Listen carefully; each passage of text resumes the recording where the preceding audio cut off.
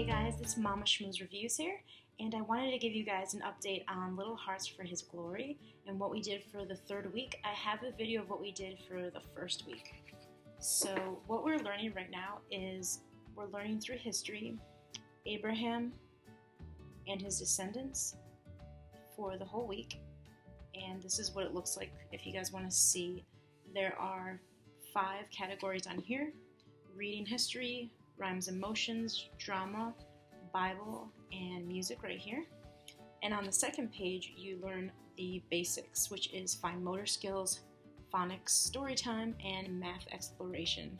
If you want to know more about this curriculum, please look at the link above and over there or over here, and you will see the whole, well, not the whole book, but I go through this book more in detail if you have more questions about that. So what I'm going to do is go in the order that I usually go. So first thing in the morning while I'm making breakfast, I put on the music, and we'll do a song from Steve Green on the track Hide 'Em in Your Hearts, and the song is Even a Child. So that's their memory verse, which is Proverbs 20:11, but this is the memory verse, and this is the little train that they do, and I put it up on the wall. And like I said, it just grows and grows, and they get very excited about it. So next, what we do while we're eating breakfast, we go ahead and go to reading about history, which is right there.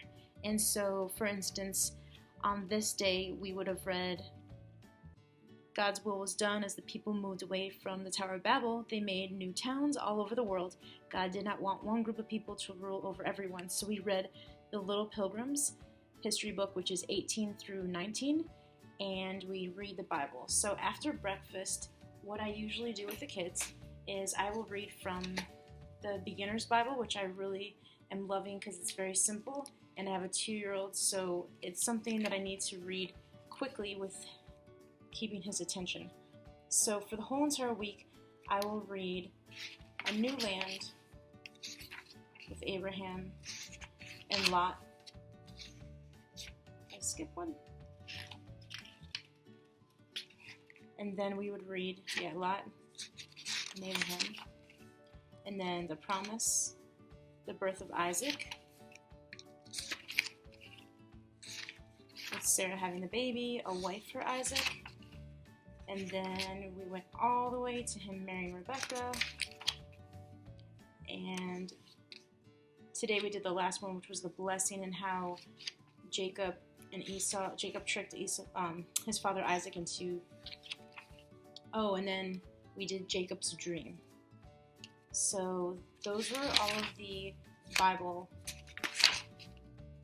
and then there you go, yeah. So that's what we did for the first week. We read the whole, all the chapters regarding Abraham, Isaac, Jacob, and Esau. For history, we were reading Noah's 3 sons. They give you some pictures here. They show you the cities of Jordan, Egypt, and Greece. They show you a map over here of where the Tower of Babel was and where they dispersed to. And then they give you, move this back a little bit.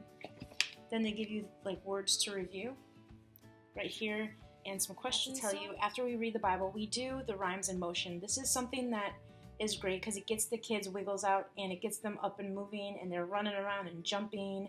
So there's a little song on the side, or you could actually, if you're not a singer, you could just say it out loud. And then they give you a bunch of actions to do. So what we would do in science is talk about, after we do our memorization verse and we do our Bible, we do science. And we learned about the world God made, and it talks about God made the stars, and he made the stars in Genesis 1:16, and they talk about the scripture there, and they give you an activity to do. So this was the only science that we did for the whole entire week, and you can make the science a little bit, I'll tell you what we did after. So we did an activity. We put some of our stars into groups, and they tell you about constellations, and they tell you to get a book about constellations from their library, and during the night, see if you could find some of them in the sky. So what we did is we went outside and looked at them in the sky. We did an activity that they recommended in the book, and I put a flashlight inside of like a Mr. Potato Head, and since there's little holes in Mr. Potato Head, I'll show you a picture. There was whole stars on the walls underneath our stairs. We have a little sleeping turtle nightlight, and it actually has constellations there, so we put it in the bathroom or in our bedroom at night, and my husband and I tell them about the constellations. So there were so many activities to do with this. We had a lot of fun with that. And then also, my little check-off list here, on episode 4 of 7 of the Magic School Bus, we watched that and they talked about stars and how huge they are and what they're made up of, and they really enjoyed it. So there's a Magic School Bus episode for about almost every unit, I would say, or every other unit. So it's really cool how the Facebook group helped put together science to supplement, I guess, if there's not too much science and you want more, there's a lot of things that you could add to. Every week they go back and forth with handwriting or fine motor skills. So we don't have any of the handwriting materials from the curriculum. We just do our own.